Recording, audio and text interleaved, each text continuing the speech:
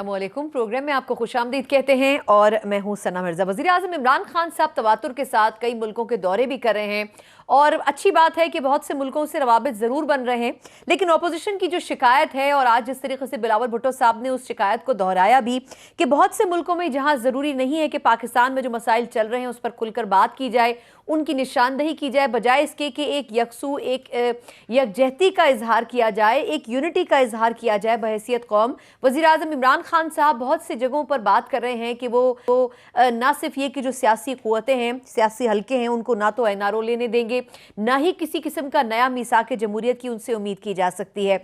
ये ज़रूर है कि ये अपनी जगह हकीकतें हैं, लेकिन उसके बावजूद भी पहले मुस्लिम लीग नून और अब पाकिस्तान पीपल्स पार्टी की लीडरशिप की यह राय है कि ये वो तमाम बातें हैं जिनके ऊपर बैरून ममालिक में गुफ्तगू नहीं करनी चाहिए, क्योंकि ये पाकिस्तान के अंदरूनी मसाइल हैं। आज हम प्रोग्राम में बात करेंगे कि खान साहब ने एक मरतबा फिर ये कहा है कि वो ना सिर्फ एनआरओ नहीं देंगे बल्कि मीसाक जमहूरियत के ऊपर उनसे कभी कोई सवाल नहीं किया जाए और ना ही वो ये देना चाहते हैं। और दूसरा उन्होंने कहा कि अपोजिशन की ये ख्वाहिश है कि जितनी जल्दी हो सके ये हुकूमत गिर जाए। ये वही अपोजिशन है जो पिछले काफी दिनों से तवातुर के साथ कह रही है कि वो चाहती है कि खान साहब ने जो वादे किए हैं वो 3 माह क्या 6 माह में, 1 साल में पूरे होते हुए नजर आए। वो पूरा टाइम अपोजिशन उसको देना चाहती है हुकूमत को परफॉर्म करने के लिए। लेकिन क्या खान साहब बार बार ये बात हुकूमत गिराने की जो कर रहे हैं, क्या वाकई अपोजिशन उनके लिए एक थ्रेट है? हम प्रोग्राम में इस पर बात भी करेंगे। जिस तरह बिलावल साहब ने उस पर रिएक्शन दिया है कि इमरान खान साहब बड़े गैर महफूज लीडर हैं, उनकी अपनी हुकूमत बड़ी कमजोर है, क्या ये वो ग्राउंड रियलिटी है जिसकी वजह से खान साहब को ये खौफ है कि ये हुकूमत कायम नहीं रह सकेगी? इसके अलावा बात करेंगे नवाज शरीफ साहब के हवाले से। उन्होंने अल अज़ीज़िया रेफरेंस में जहां बयान मुकम्मल कराया, वहाँ बड़ी मुख्तसर सी गुफ्तगू भी उन्होंने सहाफ़ियों के साथ की और उन्होंने कहा कि जिस तरीके से GIT की रिपोर्ट में मुझे गलत तरीके से इंगेज किया गया, मेरा नाम शामिल किया गया, किसी तौर भी साबित नहीं हो सका कि मैं किसी भी केस में मुजरिम करार पाऊँ, लेकिन GIT की पूरी जो रिपोर्ट है वो मफरूज़े की बुनियाद पर कायम की गई और सरासर गलत बुनियाद के ऊपर कायम की गई। नवाज शरीफ साहब अभी भी अपने बयान पर कायम है और वो अपना दिफा भी नहीं करना चाहते और वो ये कहना चाहते हैं कि जितने उनके ऊपर इल्ज़ामात लगाए गए हैं वो उसमें किसी किस्म का कोई गवाह भी पेश नहीं करना चाहते हैं। अगर इन तमाम हक़ाइक़ को सामने रखते हुए उनके खिलाफ फैसला आता है तो क्या एक और फैसला, एक और रेफरेंस उनके खिलाफ जाएगा?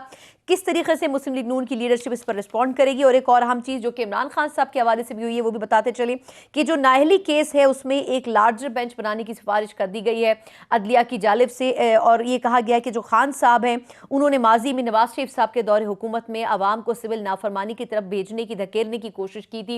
ये केस भी इंपॉर्टेंट हो सकता है। प्रोग्राम के आखिर में हम थोड़ा सा बात करने जा रहे हैं शहबाज शरीफ साहब के हवाले से, जिनका राहदारी रिमांड मजीद 7 रोज का बढ़ा दिया गया है। शहबाज शरीफ साहब ने आज भी बड़े बबांग-ए-दहल तरीके से गुफ्तगू की अदालत में और उन्होंने कहा कि उनके ऊपर कोई इल्ज़ाम साबित नहीं हो सका, फिर भी उनको कैद में रखा गया है। तो क्या वाकई शहबाज शरीफ साहब इस केस से बरी हो सकते हैं? क्या वाकई नैब इतना कमज़ोर इस केस में नज़र आता है या फिर सबूत मुकम्मल है उनके पास? इस पर भी बात होगी। और आखिर में पाकिस्तान और भारत के दरमियान एक बड़ा डेडलॉक मौजूद है ताल्लुकात में, लेकिन उसके बावजूद पाकिस्तान ने इनिशिएटिव लिया है कि जो करतारपुर बॉर्डर है उसको खोला जाए। ये सजेशन पहले पाकिस्तान ने रखा था, इसको अप्रिशिएट किया गया है भारत की तरफ से भी, लेकिन आने वाले वक्त में इंतखाबात भारत में होने वाले हैं, क्या ये बर्फ पिघलने के लिए एक अहम स्टेप साबित होगा दोनों मुल्कों के बीच? इस पर हमने प्रोग्राम में बात करनी है। जो मौजूद पैनलिस्ट मुझे ज्वाइन कर चुके हैं तारुफ करवाना चाहूंगी। मेरे साथ स्टूडियोज में मौजूद है मुस्लिम लीग नून के सीनियर रहनुमा इकबाल साहब। सर बहुत शुक्रिया आपका वक्त देने के लिए। इनके साथ तशरीफ रखते हैं नजीब हारून साहब, पाकिस्तान तहरीक इंसाफ के सीनियर रहनुमा भी हैं। सर बहुत शुक्रिया आपका। मेरे साथ वीडियो लिंक पर मौजूद है सीनियर सहाफी और तज्जियाकार अयाज खान साहब और पाकिस्तान पीपल्स पार्टी के सीनियर रहनुमा पलवशा खान साहब भी हमारे साथ मौजूद हैं। मैं अयाज साहब से आगाज आपसे करूंगी। सर ये फरमाइएगा कि वजीर आजम साहब पिछले 3 माह में तवातुर के साथ ये कह रहे हैं कि वो ना तो एनआरओ देंगे और ना ही मिसाक जमहूरियत की उनसे कोई बात की जाए। सर ये जो एनआरओ जब खत्म हुआ था सुप्रीम कोर्ट के फैसले के बाद तो केसेस तो दोबारा खुल गए थे, मिसाक जमहूरियत अपनी जगह पर अब बरकरार नजर नहीं आती है। ये दोनों ही चीजें नाकामी से 2-4 हुई। आपके ख्याल में खान साहब को सर बार बार ये क्यों कहना पड़ रहा है? ऑपोजिशन की जमातें तो बार बार ये कह चुकी हैं कि हम तो ये दोनों चीजें मांग ही नहीं रहे, फिर खान साहब बार बार जस्टिफाई क्यों कर रहे हैं इनको? सर खान साहब ने जब कौम से खिताब में आपको याद होगा अचानक कहा था कि कान खोल कर सुन लो, किसी को एनआरओ नहीं मिलेगा। उसके गालिबन 2 दिन बाद नवाज शरीफ साहब ने एक उन्हें चैलेंज किया था कि अगर इमरान खान में हिम्मत है तो वो नाम बताएं कि किसने कहा उन्हें एनआरओ देने के लिए। अब ये एक ऐसा इशू था कि जाहिर है ये कुछ और तरफ कहानी चली जाती है, नज़रें किसी और तरफ चली जाती हैं। अब नवाज शरीफ साहब बार बार कह चुके हैं भाई आप नाम बता दें, पीपल्स पार्टी वाले कहते हैं कि जी आप बताएं आपसे किसने कहा है एनआरओ देने के लिए, लेकिन उस तरफ नहीं आते इमरान खान। चलें, आपने उस तरफ नहीं आना, कोई जवाब आपके पास नहीं है या आप जवाब नहीं देना चाहते, तो मेरा ख्याल इसको रिपीट नहीं करना चाहिए। देखिए, कुछ चीज़ें होती हैं करने के लिए होती हैं, वो कहने के लिए नहीं होती। आप प्रैक्टिकली जो चीज़ें कर रहे होते हैं वो आपको बार बार दोहरानी नहीं चाहिए, ना दोहराने की ज़रूरत होती है। लेकिन प्रॉब्लम ये होता है कि इमरान खान चूंकि वो लिखी हुई तकरीर पढ़ने के आदी नहीं है, इसलिए कोई ना कोई कंट्रोवर्सी ज़रूर छोड़ते हैं वो जब भी कोई तकरीर करते हैं। प्राइम मिनिस्टर बनने से पहले तो ठीक था, चलें आप जो समझते थे, जो चाहते थे कह देते थे, लेकिन प्राइम मिनिस्टर बनने के बाद ज़ाहिर आपकी जिम्मेदारियां बढ़ जाती हैं, आपके एक एक लफ्ज को तोला जाता है। और सिर्फ यहाँ नहीं, बाहर बहुत पूरी दुनिया में आप जो भी बात ये भी अयाज साहब क्या जरूरी है सर कि बाहर वो जिस मुल्क में भी पाकिस्तान को रिप्रेजेंट कर रहे हैं, क्या ये जरूरी नहीं है सर कि बहुत सी चीजों में बहुत सोच कर गुफ्तगू करें खान साहब? नहीं, जरूरत नहीं है। आप बार बार कहते हैं जी मुझे करप्शन खत्म करनी है, हाउस इन ऑर्डर करना है, सिस्टम ठीक करना है। भाई क्या जरूरत है आपको कहने की? आप वहां जाके उनसे कह सकते हैं कि जी बहुत सी चीजें मैं देख रहा हूं यहाँ आप बहुत अच्छी कर रहे हैं और मैं कोशिश करूंगा अपने मुल्क में इम्प्लीमेंट करने की, और हम जो कर रहे हैं आप उस पर ज़रूर बात करें कि हम 100 रोज़ा प्लान के हवाले से आपने बहुत दावे किए थे। जाहिर है वो 100 रोज़ में तो आप चीज़ें बेहतर करने की तो दूर की बात है, आप बेड़ा गर्क भी नहीं कर सकते चीज़ों का। 100 रोज़ बहुत कम होते हैं किसी भी मुल्क को चलाने के लिए। आप रोड मैप दे सकते हैं, ज़्यादा से ज़्यादा आप कह सकते हैं जी ये रोड मैप है जिस पे हमने चल के आगे काम करना है।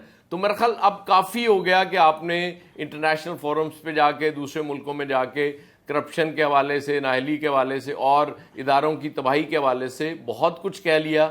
मेरा ख्याल अब स्टॉप कर देना चाहिए इसको। अब आपको कुछ इससे अगले लेवल पे जाके बात करनी चाहिए, और सबसे ज़्यादा ज़रूरी प्राइम मिनिस्टर साहब के लिए ये है कि वो चले एटलीस्ट पॉइंट्स ज़रूर लिख लिया करें और उससे हट के गुफ्तगू ना किया करें। ये जो फिलबदी गुफ्तगू होती है ये अक्सर प्राइम मिनिस्टर साहब को वो परेशानी में मुब्तला कर देती है। जो बड़े लीडर्स दुनिया में हम देखते रहे हैं जो फिलबदी तकरीर करते हैं, बिल्कुल ठीक नहीं सना, वो जो करते थे तकरीर फिलबदी की जा सकती नहीं। दूसरा, वो इसके लिए बहुत लंबी तवील तैयारी करनी पड़ती है फिलबदी तकरीर करने के लिए। ये ऑफ द कफ नहीं होता कि आप अचानक आए, डाइस पे खड़े हुए और आपने बोलना शुरू कर दी। इसके लिए बहुत थॉट प्रोसेस होता है और उसके बाद फिर आप बोलते हैं। बिल्कुल ठीक। अच्छा, इसका मतलब ये समझा था कि खान साहब बहुत सी बातें शायद सोच समझे बिना बोल देते। नजीब साहब बेहतर रिस्पॉन्ड कर सकेंगे। नजीब साहब, सर अच्छी बात है कि आप अपनी खामियों को बार बार दोहराते रहें कि हमने ये ठीक करनी है, लेकिन सर वो खामियां अगर हम बैनुल अक़वामी सतह पर दोहराएंगे तो उससे हमें भी तो थोड़ी शर्मिंदगी का सामना करना पड़ेगा। देखिए, 2-3 बातें हुई। एक तो ये हुआ कि जनाब वो रिवायती तौर के ऊपर एनआरओ, मिसाक, हमारी तारीख जो है वो ऐसी है कि जिस पे हम बहुत ज़्यादा फ़ख्र नहीं कर सकते कि लोगों ने मुलव्वस हुए, जराइम हुए और फिर उसके ऊपर स्लेट को साफ़ कर दिया गया। तो ये अभी तक कोई नाम चूँकि सामने आया नहीं, तो ये एक समझ लिया जाए कि प्रीएम्प्टिव, शायद हम ही डिफेंसिव, खान साहब ही डिफेंसिव हैं कि भाई ये करना नहीं है और इसको प्रीएम्प्टिव समझ लें। अब रही बात इसकी कि जैसे इस वक्त मलेशिया का बहुत ही काबिल और बहुत ही वो लीडर जो मलेशिया को निकाल के यहाँ तक लाए हैं, महातिर साहब ने भी ये इलेक्शन करप्शन के ऊपर लड़ा। शायद तीसरी दुनिया के अंदर जो चीज़ दीमक कह लें, कैंसर कह लें, जो खराबी की जड़ कह लें, वो करप्शन ही है। और तीसरी दुनिया के अंदर वहाँ पे बेदरेक होता है। और इस वक्त खान साहब का कहना ना कहना, महातिर साहब का कहना ना कहना, क्योंकि पूरी दुनिया का एक करप्शन का इंडेक्सेस हैं। देखिए, आप एक बटन दबाएं, करप्शन के इंडेक्स हो, तालीम का इंडेक्स हो, कि हमारा मुल्क खड़ा कहाँ है। देखिए, ऐसा नहीं है कि दुनिया को पता नहीं है, लेकिन अगर नजीब साहब देखिए, भारत में भी करप्शन मौजूद है, लेकिन क्या वहाँ के जो प्राइम मिनिस्टर हैं वो दूसरे मुल्कों में जाते हैं तो बार बार इस पर बात करते हैं? वो तो ब्राइटर इंडिया दिखाते हैं ना लोगों को, यकीनन। लेकिन ब्राइटर इंडिया दिखाने के लिए, लोगों को एतमाद जीतने के लिए, कॉन्फिडेंस बिल्डिंग मेजर्स के तौर के ऊपर ये बात जब वो कह रहे हैं कि ये था, ये माजी था, अब ये हम ख़त्म करके और अब जो है नया पाकिस्तान के अंदर आप आइए और आपके लिए ये खोल रहे हैं हम, और इसके अंदर ट्रांसपेरेंसी होगी और अपॉर्चुनिटी होगी। तो उसमें ये चीज़ एम्फेसाइज, क्योंकि उनके दिमाग तो सुनते ही आए हैं ना माजी के अंदर। जिस मुल्क का वजीर आज़म हाईएस्ट सुप्रीम कोर्ट से नाअहल हो करप्शन के इल्ज़ाम में और फिर जेल में जाए और सारा, तो ये आपका क्या ख्याल है कि दुनिया इससे ना बलद है, ना वाकिफ है क्या? तो मैं समझता हूँ कि हमें अब वक्त आ गया है कि जो इमरान खान साहब कर रहे हैं कि मसाइल की आंखों में आंखें डाल के अच्छा, देखें इसमें आप सर कह रहे हैं, ठीक है, उनसे निपटा जाए और दुनिया के सामने जो माजी हमारा खराब रहा है उनको बताया जाए कि अब ये नया ठीक है, पाकिस्तान बिल्कुल ठीक है, ये नए चैलेंजेस के लिए, और ये एक दावत आप बिल्कुल देते ठीक। लेकिन नजीब साहब, जब हम नवाज शरीफ साहब का बयानिया सुनते हैं तो वो कहते हैं कि मुझे करप्शन की बुनियाद पर नहीं निकाला गया। आज भी जो गुफ्तगू उन्होंने कोर्ट में की, उन्होंने कहा तो साबित ही कुछ नहीं हो सका, मफरूजों की बुनियाद के ऊपर, गलत स्टैट्स के ऊपर और जबरदस्ती कुछ चीजें उनके ऊपर। मैं थोड़ा सा आपकी बात के बाद सिर्फ एक बात कि ये भी बात हो रही थी कि जनाब लिख के पढ़े, और हमने ये देखा कि जनाब मीटिंग में भी बैठे हुए हैं तो जैसे वो चीटिंग करने को फर्रा नहीं देख रहे होते बच्चे, वो उस तरह से। तो मैं समझता हूँ नोट्स तो बनाना वैसे कोई बुरी बात नहीं है, नोट्स बनाना बुरी बात नहीं है, लेकिन जब दिल से आदमी बात करता है ना यहाँ से, तो उसकी ताकत ही अलग होती है। वरना वो जो दिमाग तो हमारा तीसरी दुनिया के लीडर्स का माजी के अंदर इतना करप्ट रहा है। और आखिरी बात ये मैं कहना चाहता हूँ कि ये नवाज शरीफ साहब को गालिबन किसी ने ये मशवरा दिया है कि भाई पिछली दफ़ा वो बोले असेंबली में, बोले कहीं जो जो चीज़ों का एतराफ़ किया, तो किसी ने कहा है कि भाई अगर तुम शायद बच जाओ अगर खामोश रहो।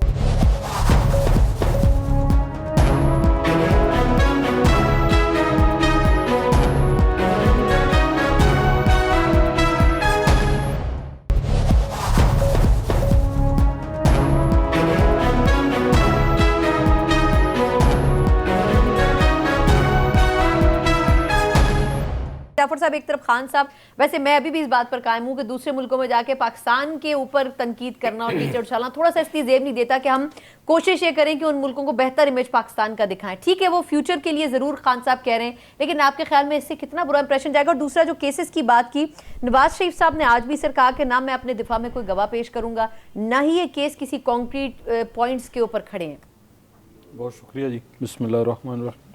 बहुत लंबी गुफ्तगू याद साहब ने भी तबसरा किया, नजीब साहब ने भी कहा, इमरान खान साहब की 22 साल जद्दोजहद का वो भी तज़किरा करते हैं। नजीब साहब ने भी कहा कि हम क्योंकि करप्शन के ख़िलाफ़ बात करते रहे हैं तो आज भी हमें उसी पे बात करने को ही जी चाहता है। मुझे नहीं समझ आती कि जब मोनस इलाही साहब को भी ये वफाकी काबीना में शामिल कर रहे हैं और परवेज़ इलाही साहब को स्पीकर बनाया है, और इसी तरह इनके जो पंजाब के वज़रा हैं, अलीम खान साहब, पंजाब के अलीम खान साहब, अलीम नहीं, जो नैब के अंदर हैं, जहांगीर तरीन साहब, एक आदमी जिसने इस पार्टी में सच बोला था, जस्टिस वजीहुद्दीन, जो कमीशन इस पार्टी का बना था करप्शन के ऊपर। हामिद खान साहब ने भी बहुत जगह बोला, उनको भी बाहर एक तरह से किया हुआ है। उन्होंने कहा था कि टिकटें बेची गई।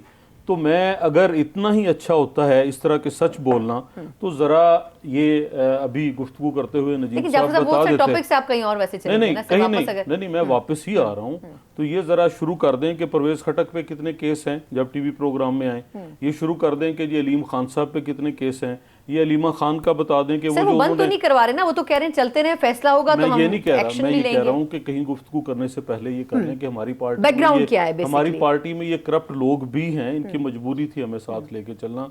आज़ाद अरकान के बारे में ये क्या कहते थे, MQ के बारे में क्या कहते थे, उन सब को साथ शामिल करके हुकूमत आज बनाई है। NRO ये सारे इन्होंने दिए हैं। अभी ये कहते हैं NRO किसी ने मांगा नहीं है इनसे, ना कोई मांगेगा। और वैसे गुज़िश्ता अदवार में अगर कोई NRO हुए हैं, याज खान साहब मेरी इसमें मुआवनत करेंगे, आप भी कर सकें, तो वो कोई सियासी फिगर्स आपस में बैठ के NRO नहीं, पे ज्यादा बोझ उनका डलता है, लेकिन वो केसेस भी सारे खुल गए वापस। लेकिन वो सियासी की आदतें किसी को NRO नहीं देती। तो मिसाक जमहूरियत की जहां बात करते हैं, पिछले दौर में हमें कोई 7 दफ़ा सना इकट्ठे बैठना पड़ा सारी पार्टीज के साथ। जब हमने आर्मी एक्ट के लिए तरमीम करनी थी तो हमें बैठना पड़ा। अब इमरान खान साहब 7 वोटों की अक्सरियत से वज़ीर आज़म बने हैं। वो कैसे समझते हैं कि पार्लियामान की बाकी जमातों को साथ मिलाए बगैर वो आइंदा कोई लेजिस्लेशन कर सकेंगे? और अगर वो समझते हैं कि सिर्फ जो उनको, लेकिन उन जमातों के लोगों के खिलाफ तो केसेस चल रहे हैं ना, केसेस की बात नहीं मैं कर रहा, केसेस की नहीं, मैं पार्लियामान को चलाने की बात कर रहा हूँ। मिसाके जमहूरियत जो है, रखने के लिए साथ बैठना पड़ेगा। मिसाके जमहूरियत जो है वो ये था कि जिसको मैंडेट मिले वो तस्लीम किया जाए, और जो भी कवानीन 18वीं तरमीम मिसाक जमहूरियत के बाद हुई, पिछले दौर में आर्मी एक्ट जो पास हुआ, CPAC के ऊपर बैठे, इलेक्शन रिफॉर्म्स हुए, डिलिमिटेशन जो नए सेंसस के मुताबिक थी, फ्रेश सेंसस के मुताबिक, उसके लिए भी सारी पार्टियों ने वोट दिया। तो मिसाक जमहूरियत कोई ऐसी बुरी चीज़ नहीं है, शायद खान साहब को समझ नहीं आ रहा। अभी कल कोई ना कोई तरमीम करनी होगी तो फिर बैठना पड़ेगा सबको साथ लेके, और उसके बगैर तो आगे चल नहीं सकते। अच्छा सर, नवाज शरीफ साहब ने जो आज गुफ्तगू की है एहतसाब अदालत में, अगर उस पर आप कमेंट दें। नवाज शरीफ साहब कह रहे हैं कि ये सारा किसी ग्राउंड के ऊपर नहीं खड़ा किया, जी मैं उसकी बहुत बात हुई, आज फिर उसे दोहरा देते हैं। अभी नजीब हारून साहब कह रहे थे कि जिस मुल्क का वजीर आजम सुप्रीम कोर्ट से करप्शन में नाअहल हो, एक लफ्ज़ अकामे की बुनियाद पे वैसे अकामे का लिखा हुआ है, वो वहाँ मौजूद है, तो ये मतलब लोगों को क्या पैगाम देंगे और क्या बताएंगे। जिस मुल्क के मौजूदा वजीर आजम के अपने केस चल रहे हो, सुप्रीम कोर्ट चीख कर कह रहा हो कि जनाब जुर्माना जमा कराइए और घर रेगुलराइज कराइए, उस वजीर आजम के बारे में बता दें ज़रा। जिस वजीर आजम के बारे में अब वो केस कई लोगों ने किया, और वो मैं नहीं लेना चाहता नाम, उनकी बेटी जो उनसे मंसूब की जाती है उसके बारे में, तो वो कोई सुनने के लिए तैयार नहीं है, उसको सुनने के काबिल भी नहीं समझा जाता। फिर पार्टी फंडिंग का केस भी उनका पार्टी फंडिंग के केस में 7 दफा पार्टी फंडिंग के केस में 7 दफा इलेक्शन कमीशन से माफी मांग चुके हैं अपनी गैर हाजिरी पे, और अभी तक कोई रिप्लाई जमा नहीं कराया उन लोगों को जिन्होंने अपनी मजदूरी, अपने रात दिन की मेहनत, यानी आप कह रहे हैं कि जो करंट प्राइम मिनिस्टर हैं वो भी इस वक्त बहुत से केसेस उनके ऊपर, चाहे वो छोटे पैमाने के सही, लेकिन वो मौजूद है। मियां नवाज शरीफ साहब ने जो कहा, पहले दिन से आज तक मियां नवाज शरीफ का नाम पनामा पेपर्स में नहीं है, नंबर 1। नंबर 2, दुनिया के किसी मुल्क में, पाकिस्तान के बाहर, मियां नवाज शरीफ के नाम से कोई कारोबार नहीं है, ना किया, ना ही कोई ऐसा साबित है कि यहाँ से मनी पैसे ट्रेल में तो फंस गए ना वो। मनी ट्रेल का क्वेश्चन वहीं से शुरू हुआ, वहीं खत्म हुआ कोर्ट का, लेकिन मनी ट्रेल सामने नहीं आई। सर देखें, ये एक मैं वैसे वो फ्लैट्स मियां नवाज शरीफ के नाम है नहीं है, मियां नवाज शरीफ का कोई कारोबार बाहर है नहीं है। मियां शरीफ साहब जब से अदब के साथ सर, अब वो ना कतरी खत को एक्सेप्ट कर रहे हैं, अब वो कह रहे हैं उन सारी जो स्पीचेस थी उसको भी इस्तिस्ना दे। मियां नवाज शरीफ के साथ नहीं है। मसलन मैं जिस घर में रहता हूं गुजरात में, वो मेरे वालिद साहब का है, उनके नाम है, मेरा अपना नहीं है, उनके नाम है, तो मुझे नहीं पूछा जा सकता, या पूछा जा सकता है उसके बारे में, नहीं पूछा जा सकता। मेरा अपना कारोबार यहाँ पाकिस्तान में नहीं है। अच्छा, आप कह रहे हैं कि नवाज शरीफ साहब जो नैरेटिव, जी अयाज साहब सर मैं आपकी तरफ आती हूँ। अयाज साहब सर आप कोई पॉइंट ऐड कर रहे हैं? जी जी सर, मैं सिर्फ ये इनको याद, अच्छा अयाज साहब से नजीब साहब, मैं सिर्फ इनको याद दिलाना चाह रहा हूँ। अभी इन्होंने कुछ नाम लिए, जी जी अयाज साहब सर एक सेकंड सर, इन्होंने कुछ नाम लिए, और अब से 6 माह पहले तक नून लीग हुकूमत में थी। आई विश के ये अपना काम सही कर लेते, और जिन लोगों का इन्होंने नाम लिए जो पीटीआई के साथ है, उनके कहते हैं कि जरूर केसेस बनाने चाहिए थे, नून लीग ने क्यों नहीं बनाए? उनके जराइम, अगर उनके जराइम इनको पता थे, अगर उनके जराइम इनको पता नहीं बनाने थे, केस बने हुए हैं, जिम्मेदारी थी कि इनको एक्शन, केस बने हुए हैं सना, केस बने हुए हैं, केस चल रहे हैं, ये भी बहुत बड़ी आयरनी है, और चल रहे हैं। ये वो तो नैब ने चलाने, वो हमने नहीं चलाने। ये भी बहुत बड़ी आयरनी है कि सुप्रीम कोर्ट जिसको जुर्म करार दे, ये हकामे वाला, और एक मुल्क का वजीर आजम को अपने मुल्क का, जाहिर बात है दूसरे मुल्क का रेजिडेंस परमिट अगर उसको लेना पड़े, तो ये भी एक अच्छी थी। और वाइट कॉलर क्राइम के अंदर हमेशा पर्दों के पीछे और पर्दे होते हैं, और पूरी दुनिया के अंदर वाइट कॉलर क्राइम, ये तो अल्लाह की मेहरबानी पाकिस्तानियों पे हुई कि पनामा लीक आया, वरना यहाँ के इदारे तो 25 साल। लेकिन जो बाकी 400 नाम है पनामा के, उसके ऊपर नैब कहती है कि हम उनको लेटर कैसे भेजें बाकियों को? ऑफशोर कंपनी कब रजिस्टर्ड हुई थी जरा बता दें। वाइट कॉलर क्राइम के लिए सबको पता है। अलीमा खान साहबा का बता दें। वो सब सुप्रीम कोर्ट में गया और इमरान साहब क्लियर हुए। यही बात है ना, यही बात है। नजर बुंदर साहब पीपल्स पार्टी के भुगत रहे थे, हमारी जो है वो बेचारी अभी तक कमेंट नहीं कर सकी। अयासफ सर मैं आपका टेक लेती हूँ। पलवशा साहबा, एक तो ये कि जो खान साहब बार बार एनआरओ की, आपने इससे पहले भी शोज में कई दफा बात की है कि जी नाम तो किसी का लें, लेकिन आज जो बिलावल साहब ने बात की है कि पीटीआई की हुकूमत एक तो कमजोर बहुत है, खान साहब को बहुत सी चीजों का डर और खौफ मौजूद है, और दूसरा उन्होंने कहा है कि जो गैर जमहूरी कुव्वतें हैं उन्होंने पीटीआई को सपोर्ट किया हुकूमत बनाने में। ये बातें हम इलेक्शन के बाद से सुनते आ रहे हैं, लेकिन जो अपोजिशन है उसमें पीपल्स पार्टी इतना फ्रंट फुट पर आके बोलती हुई उस तरह नजर नहीं आती जिस तरह नून लीग एग्रेशन दिखाती है मुख्तलिफ मौकों पर। जी सबसे पहली बात ये जो कि एयाज साहब ने की, वो 100 बातों की एक बात है कि कुछ बातें जो हैं वो करने की होती है, कहने की नहीं होती। लिहाजा अगर इनके पास इतना बड़ा मवाद है, सबूत हैं, तो ये लोगों को पकड़ के दिखाएं। एयाज साहब सर ब्रेक से पहले कोई कमेंट, सर आप कोई बात कहना चाह रहे थे उस वक्त जो बीच में हम कर नहीं सके थे सर? नहीं, मैं सिर्फ जाफर साहब को याद दिलाना चाह रहा था, ये बिल्कुल ठीक कह रहे हैं कि नवाज शरीफ के नाम कोई प्रॉपर्टी नहीं है पूरी दुनिया में। नवाज शरीफ साहब का ही एक तारीखी जुमला इन्हें याद कराना चाह रहा हूँ। उन्होंने कहा था कि जो लोग करप्शन करते हैं वो प्रॉपर्टीज अपने नाम पे नहीं रखते। बस इतना ही कहना था मुझे। ठीक है सर आपने बहुत मुख्तसर लफ्जों में बहुत कुछ कह दिया। अच्छा, मैं एक मुख्तसर वक्फा ले लूं और वक्फे के बाद पलवशा साहबा से ही शुरू करेंगे कि इस हवाले से जहां खान साहब बार बार एनआरओ की बात कर रहे हैं, क्या वाकई एनआरओ देने वाली कुव्वतें सियासत और हुकूमत के अंदर होती हैं, और दूसरा खान साहब के खुद खिलाफ अब नाहली केस की समाअत के लिए एक लार्जर बेंच तश्कील देने की सिफारिश की गई है, और जो दरखास्त गुजार हैं उन्होंने कहा है कि अपने नवाज शरीफ साहब के दौर में बहैसियत अपोजिशन पार्टी इन्होंने सिविल नाफरमानी की तहरीकें चलाई, अवाम को मिसगाइड किया। तो क्या इस किस्म की दरखास्तें भी इस वक्त अहमियत की हामिल हैं या फिर इनको रद्द कर दिया जाएगा कोर्ट की तरफ से? इस पर भी बात करेंगे। एक ब्रेक के बाद हमारे साथ रहिएगा।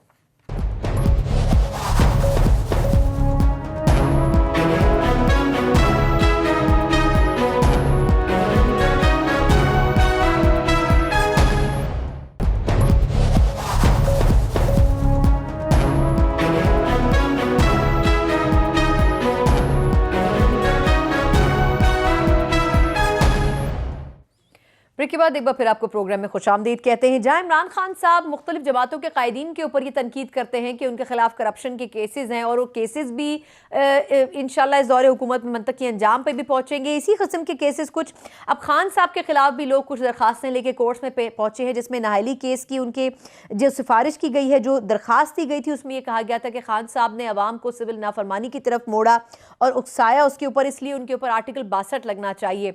अब इसके ऊपर लाहौर हाई कोर्ट की तरफ से ये कहा गया है कि एक फुल बेंच बनाया जाएगा जो कि इस दरखास्त की समाअत करेगा।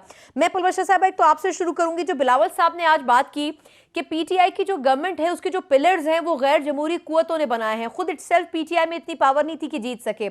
एक तो ये कि जो पीपल्स पार्टी है वो ये सब कुछ अगर समझती है तो बहैसियत अपोजिशन वो इतनी फ्रंट फुट पर नजर नहीं आती। दूसरा, जो खान साहब के खिलाफ लोग दरखास्तें लेके जा रहे हैं, आपको लगता है कि बहैसियत वजीर आजम उनके केसेस भी उसी तरह परस्यू किए जाएंगे जैसे अपोजिशन जमातों के किए जाते हैं? एनआरओ जिस दिन होना है और जिसके साथ होना है, जैसे फवाद चौधरी साहब ने धरने वालों को, वो जो भी कुछ दिन पहले यहाँ धरना हुआ था, तो उनको एक धमकी लगाई थी कि आपको पता नहीं चलेगा कि आपके साथ हुई क्या है। तो जिस दिन किसी और के साथ एनआरओ होना हुआ उस दिन इनको भी पता नहीं चलेगा कि इनके साथ क्या हुई है। लिहाजा बात वही करनी चाहिए जो इनके अपने इख्तियार में हो, जो ये कर सकें। दूसरी बात, अयाज साहब ने 100 बातों की एक बात की, मैं भी इसको रिपीट करती हूँ कि कई बातें कहने की नहीं होती, करने की होती हैं, और ये हुकूमत का काम ऐलानात नहीं, इक़दामात होता है। लोग मिन्नत करें कि उनके साथ एनआरओ करें, तो चूंकि ये इतने अपने आप को मतलब एक बड़ा आउटस्पोकन लीडर समझते हैं, तो ये इनको चाहिए कि ये आके बात करें। इन्होंने वो बात भी नहीं करनी और जगह जगह जाकर इन्होंने अपने मुल्क की बुराइयां करनी है। मुझे ये बताइए, ये जो बिलावल साहब की आज की बात है, देखिए बात यह है कि ये असल में उनका अपना अंदरूनी खौफ है जो उन्हें रोज डरावने ख्वाब दिखाता है। क्योंकि ये बात दुरुस्त है कि चंद वोटों पर बनी हुई कायम हुई भी हुकूमत है। इस खौफ का इलाज अपोजिशन के पास नहीं है, और शायद ये खौफ दुरुस्त भी है क्योंकि चंद वोटों पे कायम हुकूमत के बाद अब बलूचिस्तान में जो आप टर्मोइल देख रहे हैं, अगर ये हो तो फिर इसी तरह के ख्वाब आने जो है वो जायज़ भी है। लेकिन बात दरअसल ये है कि अगर ये तमाम चीज़ें इनके हाथ में हैं और अगर वाकई ही स्टेट के इदारे इनके इशारों पर चल रहे हैं और सबूत भी इनके हाथ में है, तो इनको क्या चीज़ रोकती है इन तमाम चीज़ों को आम करने से और लोगों को सुबह होने से पहले ही पकड़ने से? सिर्फ कह देने से और ऐलानात और धमकाने से ये कमजोरी की निशानी समझी जाती है। अब आप ये देखिए कि रोजाना के हिसाब से इनके जितने वज़रा हैं वो नैब की तर्जुमानी करते हैं। हालांकि मैं समझती हूँ कि नैब को इनकी तर्जुमानी की जरूरत नहीं, और एहतसाब के अमल पे खुद ही रोजाना के हिसाब से ये सवालिया निशान लगाते जाते हैं। ये जहाँ जाते हैं वहाँ ये पाकिस्तान की जो ऐब हैं वो गिनवाते हैं।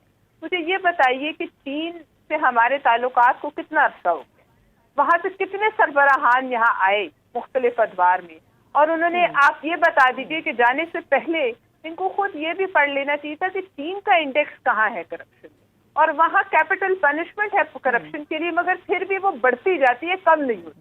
लिहाजा वहाँ जाकर जो इन्होंने ये बातें की, मुझे ये बताइए उनके सरबराहान यहाँ कितनी दफा और आए? पुरवशा साहबा, जब बदतरीन दौर में भी चीन था उस वक्त भी वहां के लीडरान इस किस्म की गुफ्तगू नहीं करते थे। ठीक, अच्छा, मैं वापस आपकी तरफ आती हूँ। मैं थोड़ा सा जाफर साहब का टेक ले लूँ इस इशू के ऊपर। जाफर साहब, ये जो दरखास्त आई है इसमें आर्टिकल 62 कहा गया है कि उसके तहत नायल किया जाए। बड़ी डिबेट इसके ऊपर हुई थी कि मियाँ साहब ने झूठ बोला, उनके ऊपर आर्टिकल 62 लगना चाहिए, ये होना चाहिए, वो होना चाहिए। आपके ख्याल में क्या इमरान खान साहब की भी इस क्राइटेरिया में कहीं फुलफिल करते हैं ये जो दरखास्त दी गई है? नहीं, इमरान खान साहब जब तक अच्छे बच्चे बन के और उस लाइन पे चलते रहेंगे जिस पे उन्हें चलना है, तो तब कोई भी वो इलेक्शन कमीशन का केस हो, सुप्रीम कोर्ट में गैर हाजिरी हो, ये उनके खिलाफ केस हो, तो उन्हें कोई ऐसा खदशा कहीं से नहीं है। इमरान खान साहब के खिलाफ जो केसेस हैं वो उतनी देर तक बिल्कुल ऐसे ही पड़े रहेंगे, स्लो मोशन में रहेंगे, तारीखें मिलती रहेंगी, गैर हाजिरी पे भी कोई कुछ नहीं होगा। और अगर कहीं बहुत मजबूरी बनी तो वो कोई माफीनामा जमा करा देंगे, जिस तरह पहले इलेक्शन कमीशन में उन्होंने और वो एक्सेप्ट भी आपके ख्याल में जी हो जाएगा? 100% उसी अच्छा, वक्त ये एक लम्हे में एक्सेप्ट हो जाएगा। जिस तरह खान साहब के बारे में आप कह रहे हैं कि कोई खास आपको नहीं लगता कोई कार्रवाई होगी, उसी तरीके से शहबाज शरीफ साहब जब बात पेश हुए तो उन्होंने बारहा ये कहा, हालांकि उनका राहदारी रिमांड था, लेकिन उन्होंने जो अपना पॉइंट ऑफ व्यू दिया, उन्होंने कहा कि किसी अकूबत खाने से ये कम नहीं है जहां मुझे रखा गया है। दूसरा, अभी तक मेरे हवाले से कोई किसी एक कॉन्क्रीट चीज के ऊपर भी बात नहीं हो सकी जो मुझे मेरे ऊपर साबित कर सके। उन्होंने भी यही शिकायतें की है, लेकिन उनके खिलाफ केस और उनकी कस्टडी दोनों खत्म नहीं हो रहे। नहीं होंगी ख़त्म, अभी चलेंगी और शायद हम में से बाकी बहुत सारों की भी बारी आए और करना पड़े। और सिर्फ वो नहीं है, अब तो मीडिया के साथ भी यही हो रहा है, बहुत सारे प्रोग्राम बंद हो रहे हैं, कोई चैनल्स ही बंद हो रहे हैं सर, प्रोग्राम्स बंद हो रहे हैं, कोई थोड़ा सा खुल के बात करे तो वो उस तरह की उसके ऊपर वो पाबंदियां और वो शुरू हो जाती हैं। शहबाज साहब के लिए बहुत सारे लोगों को उन्होंने कहा, और ख़ुद शहबाज साहब ने कहा कि मुझे कहा गया कि आप वादा माफ़ गवाह बने और ये करें और वो करें। ये सारी चीज़ें सामने आई हैं। बहरहाल जहाँ भी जमहूरी इदारे, और उसमें हमारी गलती है, वी पॉलिटिशियंस, मैं इसमें सिर्फ पीटीआई ये अच्छी बात है कि हम अपनी गलती एक्सेप्ट कर लेते हैं, बिल्कुल सही। वी पॉलिटिशियंस के हमने अपनी जमातों के अंदर, हमारी किसी भी जमात के अंदर जमहूरियत नहीं है, इवन पीटीआई भी। और इसी तरह हमारे वो सारे जमात इस्लामी फिर भी थोड़ी बेहतर है वैसे। जी बिल्कुल, उस अगर सियासी जमात की तारीफ पे बात करें तो वही शायद पूरे उतरते हैं बकौल डॉक्टर सफ्तर महमूद साहब के। इसी तरह पार्लियामान के अंदर हम एक दूसरे से झगड़ते रहे। इमरान खान साहब इस पार्लियामान से बहुत सारा काम पिछले दौर में भी ले सकते थे। पीपल्स पार्टी ने 20 ऐसे कवानीन, ऐसी चीजें पेश की उनके लोगों ने जो कवानीन बने। और जिस केस की आप बात कर रहे हैं कि कहा गया कि सिविल नाफरमानी, तो वो बिल्कुल वो लफ्ज आज कौम को हम बार बार सुनाते हैं कि बिजली की कीमतें कब बनती हैं, जब हुक्मरान करप्ट हों। अब बढ़े जा रही हैं, आज भी बढ़ी है कुछ 47-48 पैसे फ्यूल चार्जेस और इस तरह के। ठीक, इसी तरह उस वक्त उन्होंने कहा कि बिजली के बिल जमा ना कराइए, पैसे बैंकों में ना भेजिए, और आज उतने ही जोर से उन्हें कहना पड़ रहा है कि भाई पैसे बैंक के अंदर भेजिए। क्या फर्क पड़ा? वो पूरी मुशर्रफ की काबीना आपके गिर्द बैठी है, आपके वुज़रा का लेकिन लबो लहज़ा ऑपोजिशन क्या सर है? इसको भी एक्सेप्ट करने को तैयार है। अगर पीटीआई डिलीवर कर दे, जो वादे उन्होंने किए हैं वो साबित कर दे, किसी भी टीम के साथ लेके चले। साबित डिलीवर क्या करेंगे? सस्ती बिजली कहा था कि इतने रुपए यूनिट मिलेगी, आज वो 100 दिन महंगी अब होती जा खत्म रही होने है। वाले हैं तकरीबन। मैं नजीब साहब इसी की तरह तरफ उन्होंने इसी तरह उन्होंने कहा था मैं किसी करप्ट को साथ नहीं मिलाऊंगा, सब लोगों को मिला के किया। और डॉक्टर आरिफ अलवी साहब पे और इमरान खान साहब की बहुत सारी बातों पे जब ये धरना हुआ, जिसमें उन्होंने आर्मी चीफ के खिलाफ बगावत के लिए जर्नैलों को कहा, जिसमें उन्होंने साकिब निसार साहब के कत्ल के लिए बोलते थे, आप कह रहे कत्ल के लिए कहा, नहीं कहा ये सारी बातें, तो कोई नोटिस किसी ने नहीं लिया, कोई हुकूमत ने मुकदमा नहीं बुलाया। अच्छा, मुझे नजीब साहब की तरफ जाने दें, ठीक है। NRO दिया, तब उन्हें वो दिन याद होगा जब डॉक्टर आरिफ अलवी साहब कराची में रोड ब्लॉक करा रहे थे। वो वीडियो वायरल है सारे सोशल मीडिया पे, लोग देख रहे हैं। आज वो सदर पाकिस्तान, उसी के एजाज में उनको सदर पाकिस्तान बनाया गया। जी नजीब साहब, साल तक नवाज शरीफ साहब 3 दफा वजीर आजम बने, पीपल्स पार्टी की 3 अच्छे बच्चे बनते रहते थे, तो जब भी 3 दफा वजीर आजम बनते थे। और इमरान खान कब अच्छा बच्चा था, तो वरना 22 साल लगते।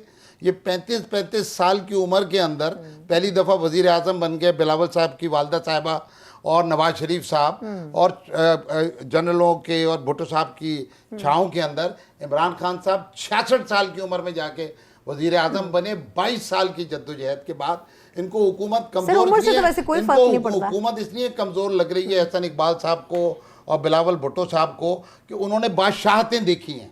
एक आजिज़ी वाला, सादगी वाला वजीर आजम जो जिस दर्द वाला, जो ईमानदारी के साथ मेहनत कर रहा है, IMF के पास जाने से पहले हर तरफ भागा फिर रहा है कि मुल्क के मसाइल को हल करे। सर वो कहते थे मैं कभी भी नहीं जाऊंगा, खुदकुशी कर लूंगा, वो ये कहते थे सर। PTI ने एक भी रेफरेंस फाइल नहीं किया हुआ है। वो खान साहब ने आज कहा कि अभी तो हमने केसेस किए ही नहीं है, वो एक लंबी लिस्ट उनके पास भी होगी। ये अपने अमाल के उसका बदला भुगत रहे हैं और एक दूसरे के जमाने के अंदर फाइल शुदा।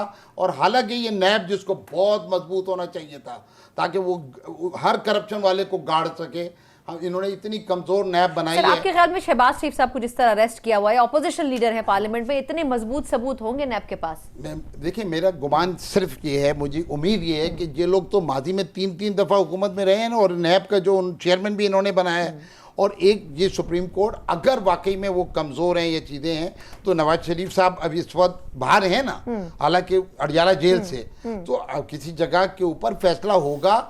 अदालतों ने काम करना है, फैसले करने, नैब ने इंक्वायरीज करनी है, रेफरेंसेस फाइल करने हैं, प्रोसिक्यूशन का काम करना है। लोगों को, करप्ट लोगों को, चाहे वो हुक्मरान हो, चाहे वो किसी इदारे से ताल्लुक़ रखते हो, चाहे वो किसी भी शोबे से ताल्लुक रखते हो, ब्यूरोक्रेसी हो, जजेस हो, कोई, ये सब कुछ करना है। लेकिन सर फिर से इमरान खान साहब का ये वादा है पाकिस्तानियों से कि करप्शन मिट जाएगा। लेकिन वो अक्रॉस द बोर्ड हो ना सर, सबका बराबर हो, अपोजिशन का होता हुआ नजर आता है, हुकूमती जो लोग हैं उनका होता हुआ नजर नहीं आता। केसेस जरूर है फाइलों में, लेकिन उसको आगे परस्यू नहीं किया जाता। 90-92 दिन हुए, 95 दिन, 90-92 दिन हुए। KPK का एहतसाब कमीशन आज उसको खत्म कर दिया गया। 92 दिन हुए हैं अभी, अगर मरकज की इस वक्त हम बात कर रहे हैं। और इसमें तो अभी सर जब वो वैसे था तब कौन सा काम करता था? और मैं करना चाहिए, मैं तो ये कह रहा हूँ कि अगर वहां नहीं करता था, मैं वहां नहीं करता था तो भी गलत, और यहाँ नहीं करता था तो भी गलत। बिल्कुल ठीक है, बिल्कुल। अच्छा एयाज साहब, सर ये फरमाएगा कि शहबाज शरीफ साहब 10 साल तकरीबन पंजाब पूरे को सुपरवाइज करते रहे, अब वो आज अपने बारे में ये कहते हैं कि मेरे खिलाफ सारे केसेस बेबुनियाद हैं। उनके राहदारी रिमांड में जो उन्होंने गुफ्तगू की, उससे लगता ये था कि वो कोई खास पुरुमीद नहीं है कि वो इस केस से निकल सकेंगे, लेकिन उन्होंने शो ये करने की सर कोशिश की कि उनके खिलाफ कोई सबूत नहीं है अभी तक नैब के पास। आपके ख्याल में ये आशियाना और इसके बाद जो फर्दर इन्वेस्टिगेशन पैरागॉन के हवाले से जो अब वादा माफ गवाह बनने जा रहे हैं कैसर साहब, आपको क्या लगता है सर कि ये मसाइल और शहबाज शरीफ साहब का बाहर निकलना अब आसान नजर आ रहा है आपको? देखिए, पहली बात तो ये है कि मुल्जिम क्या कहता है। क्या कोई मुल्जिम ये कहता है कि हाँ मैंने जुर्म किया है, या बिल्कुल जो मुझ पर इल्ज़ामात लग रहे हैं बिल्कुल सच है? ज़ाहिर है वो ये तो नहीं कहना होता उसने। अब वो कितने मजबूत हैं, उनके पास शवाहिद, मैं इस पर कमेंट कर ही नहीं सकता, क्योंकि हमने देखा कि बहुत से लूप होल्स छोड़ जाती है नैब, और जिसकी वजह से मामलात ये होते हैं कि मुल्जिम बाहर भी आ जाते हैं, प्ली बारगेन भी हो जाती है।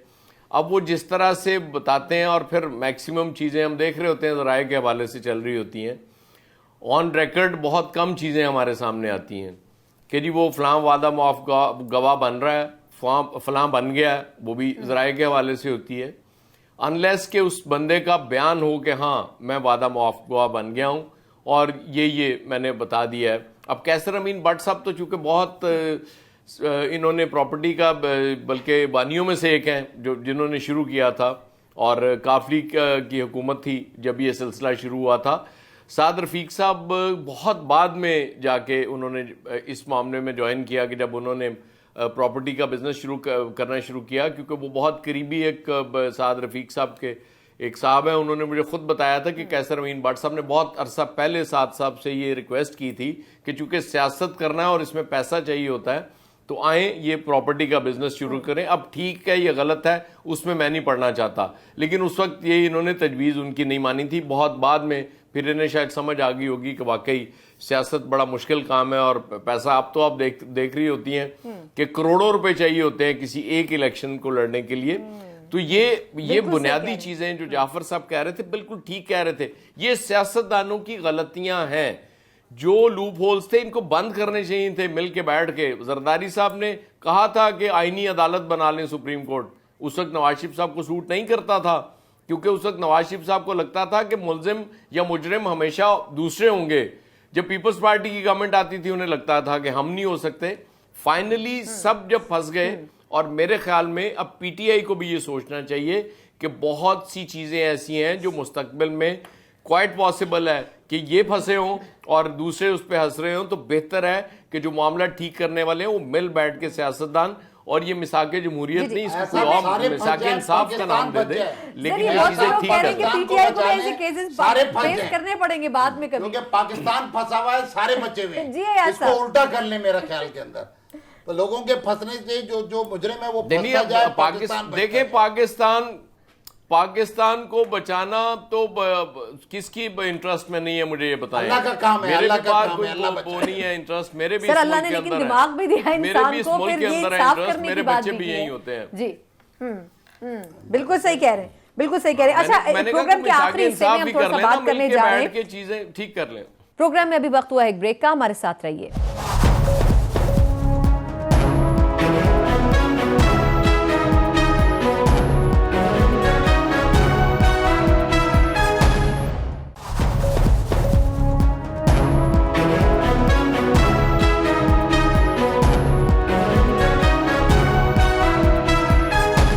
ब्रेक के बाद एक बार फिर प्रोग्राम में आपको खुशामदीद कहते हैं। प्रोग्राम के आखिरी हिस्से में हम जरा बात करने जा रहे हैं करतारपुर बॉर्डर, जो कि पाकिस्तान की तरफ से इनिशिएटिव लिया गया था और काफी सालों से ये बात चल रही थी कि किस तरीके से ताल्लुकात बेहतर हों, लेकिन पाकिस्तान तहरीक इंसाफ की हुकूमत ने आने के बाद ये कहा कि वो इस बॉर्डर को खोलने जा रहे हैं। इसकी तामीर की मंजूरी दी गई। भारतीय काबीना ने भी इस फैसले की तौसीक की है कि वो भी सपोर्ट करेंगे। कितना अच्छा इंपैक्ट हो सकता है मोदी सरकार से, वैसे तो किसी अच्छी चीज की उम्मीद नहीं की जा सकती है। जब से ये गवर्नमेंट आई है 12 कोशिशों के बावजूद भी हमने नहीं देखा कि पॉजिटिव रिस्पॉन्स आया है, लेकिन क्या हम ये समझ सकते हैं कि ये एक अच्छा इनिशिएटिव होगा इस गवर्नमेंट का? जाफर साहब, सर आपसे आगाज करूंगी। इसका सर ये फरमाएगा कि जितनी भी मसाइल हो, लेकिन उसके बावजूद पाकिस्तान ने कोशिश जरूर की है। आपके ख्याल में इसका कोई रिस्पॉन्स उम्मीद की जा सकती है कि भारत की तरफ से आए? मियां नवाज शरीफ साहब ने 2013 में पहली तकरीर जो कौमी असम्बली के अंदर की, उसमें ये कहा कि हम अपने हमसाये तब्दील नहीं कर सकते। और मौजूदा हालात में मैं बतौर पाकिस्तानी, बतौर मुसलमान, रूस के ख़िलाफ़ जंग में हम उस सारे लश्कर का मैं हिस्सा रहा, मुझे कोई उसमें नहीं। मुजाहिदीन कश्मीर के साथ हम क्या ताल्लुक़ है और क्या नहीं, वो बहुत सारे लोगों से ज़्यादा है। लेकिन इस वक्त मेरा नहीं ख्याल कि इंडिया और पाकिस्तान जंग लड़ के और जंग जीत सकते हैं। हमारी सियासी क़यादत को, इंडिया की भी और पाकिस्तान की भी, आना चाहिए, टेबल पे बैठना चाहिए। सर, ये अंडरस्टैंडिंग है दोनों क़यादतों में? नहीं, मैं कह रहा हूँ करना चाहिए, करना चाहिए। मोदी सरकार इलेक्शन में जा रहे हैं, नहीं करेंगे। जब जब मौका बना है, अगर मैं उस वक्त तालिब इल्म था जब वाजपेयी तशरीफ लाए, तो उस वक्त के आर्मी चीफ ने मिलने से इनकार कर दिया, वहां जाने से इनकार कर दिया। और आज जब वजीर आजम के हलफ में वो जो इमरान खान साहब के दोस्त आए हुए थे, वो जाके जफ्फी डाल के आर्मी चीफ को मिल रहे थे, तो उसके बाद कोई किसी ने पूछा नहीं करतारपुर बॉर्डर के बारे में। यूं ही चल रही हैं चीजें, होती जा रही हैं। ये सियासी क़यादत का इनिशिएटिव होता तो शायद इतनी जल्द आगे ना चलता। बिल्कुल ठीक, लेकिन दोनों तरफ से बराबर होना चाहिए। पलवशा साहबा, एक तो ये कि चाहे पीपल्स पार्टी का दौर आओ, चाहे नून लीग का रहा हो, 12 कोशिशें भारत के लिए की जाती हैं कि ताल्लुकात कुछ हमवार हों। आपके ख्याल में ये जो बॉर्डर खोलने की बात की है पाकिस्तान ने, अब मोदी गवर्नमेंट से रिस्पॉन्स आपको क्या लगता है? कुछ बेहतर आ सकता है या अगले इलेक्शन तक जो भारत में होने हैं, उम्मीद नहीं की जा सकती कि कोई पुरअमन किस्म का मैसेज वहां से भी आएगा? जो सिद्धू यहाँ आए थे, उनको आर्मी चीफ ने कहा था कि करतार सिंह का बॉर्डर खोल दिया जाएगा, और ये मेरे ख्याल में उसी सिलसिले की कड़ी है। अब दरअसल बात यह है कि अगर आज हम इसको हमारी तो क़यादत ने वेलकम किया है। लास्ट फ्यू मिनट्स है नजीब साहब, सर क्विकली। दोनों नेबर्स हैं, दोनों न्यूक्लियर स्टेट्स हैं, गुरबत दोनों जगह है। माशी जंग को मेरा ख्याल में प्रायोरिटी होना है, सॉफ्ट मेजर्स लेते रहना चाहिए। और जाहिर बात है कि जब रेसिप्रोकेट होंगे, वहाँ से भी रेसिप्रोकेट होंगे, तो फिर एक दायमी अमन कायम होगा। और we have to bear with each other. Sir, लेकिन जिस तरीके से अभी तक पिछले 2 माह में उन्होंने रिस्पांस दिया है, वो तो बड़ा कोल्ड किस्म का है ना, लेकिन फिर भी पीटीआई कोशिश तो कर रही है कि कुछ ना कुछ करें। हर किस हद तक जाएंगे अपना अपना हिस्सा सब डाल दें, और फिर उसके बाद रिजल्ट जो है उसी वक्त आएंगे जब वहाँ से रिस्पॉन्सेज पॉजिटिव आएंगे। और पाकिस्तान में मेरे ख्याल में इस हुकूमत ने भी अपना हिस्सा डाला है, ताकि एक सिग्नल जाए कि हाँ भाई, अगर कोई मामलात को दुरुस्तगी की तरफ, क्योंकि पाकिस्तान को भी माशी तौर के ऊपर बड़ी मेहनत करनी है, और इंडिया के अंदर भी गुरबत, अफलास और बहुत खराब, लेकिन वो बहुत से इश्यूज में बहुत बेहतर परफॉर्म भी करें। लास्ट कमेंट अयाज साहब के। सर, भारत एक तरफ कुछ अच्छी बात होती है तो उसको बैलेंस भी करता है, ये बात दुरुस्त है, वहां से कोई हार्ड हिटिंग स्टेटमेंट भी आता है। अब तर्जुमान जो दफ्तर खारजा है, उन्होंने सर ये कहा है कि आर्मी चीफ जो है भारत के, उन्हें सोच समझ कर बोलना चाहिए, लेकिन क्या इतना काफी होगा सर कह देना? देखिए ये एक फर्स्ट पॉजिटिव इनिशिएटिव है जो मेरे ख्याल में भारत की तरफ से आया करतारपुर बॉर्डर के हवाले से। इनिशिएटिव आर्मी चीफ ने लिया हो या प्राइम मिनिस्टर ने लिया हो, इनिशिएटिव पाकिस्तान की तरफ से लिया गया। और जब पीटीआई की गवर्नमेंट ने शुरू में इंडिया से मुज़ाकरात की बात की थी, उस वक्त बहुत तनकीद भी हुई कि अभी इलेक्शंस होने वाले हैं, आप क्यों इस चक्कर में पड़ रहे हैं। मेरे ख्याल में वो इनिशिएटिव भी ठीक था। उसकी वजह ये कि आपने ये बता दिया दुनिया को कि हम अमन से रहना चाहते हैं, मुज़ाकरात करना चाहते हैं, भागने वाला इंडिया है। तो इंडिया को ये जो बयान आर्मी चीफ को देना पड़ा, बेसिकली ये उसी तरह का बयान है जिस तरह के सर्जिकल स्ट्राइक्स के दावे किए गए थे। इससे फर्क नहीं पड़ता। बाकी चीजें अगर उस हवाले से ठीक हो रही हैं और इसकी ना पीएमएलएन मुखालफत करेगी ना पीपल्स पार्टी मुखालफत करेगी, इंडिया के साथ और बाकी ममालिक के साथ अगर ताल्लुकात अच्छे होते हैं तो ये पाकिस्तान के मफाद में है। इसलिए पीटीआई खुशकिस्मत होगी कि इस हवाले से इसको तमाम पॉलिटिकल पार्टीज की बैकिंग मिल जाएगी इस इशू। चारों मेहमानों का बहुत शुक्रिया। प्रोग्राम से मुझे इजाजत दीजिए। अल्लाह हाफिज।